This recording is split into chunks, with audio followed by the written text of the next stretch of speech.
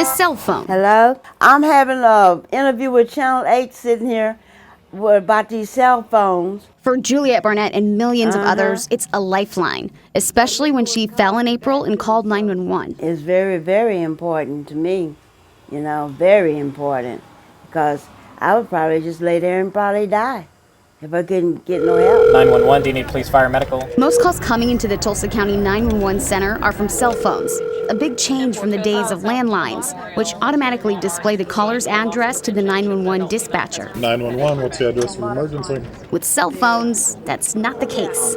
Sometimes the dispatcher can't be sure where you are. That's our biggest challenge.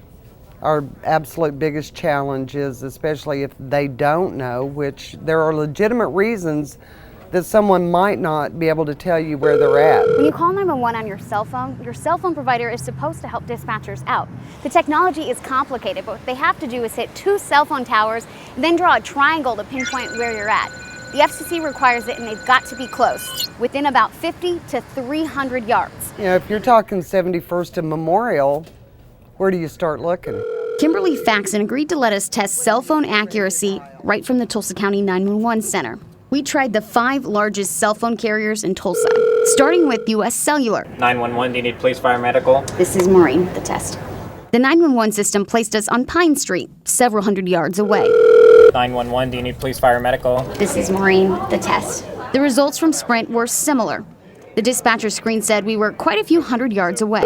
911, do you need police, fire, medical? This is Maureen, conducting the test. On an AT&T phone, we showed up right on the front walk of the 911 center. 911, do you need police, fire, medical? This is Maureen, test. T-Mobile also put us close, within 15 yards. 911, do you need police, fire, medical? This is Maureen, the test with Verizon. For the first few minutes, Verizon couldn't figure out where we were. Finally, after about 3 minutes, it put us in a field behind the 911 center. We reached out to all 5 carriers for comment.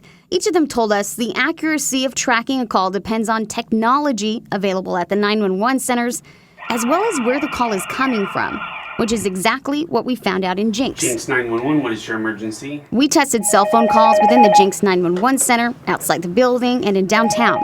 Kurt Bickle with NCOG says even though the results were good, it depends on where you're calling from.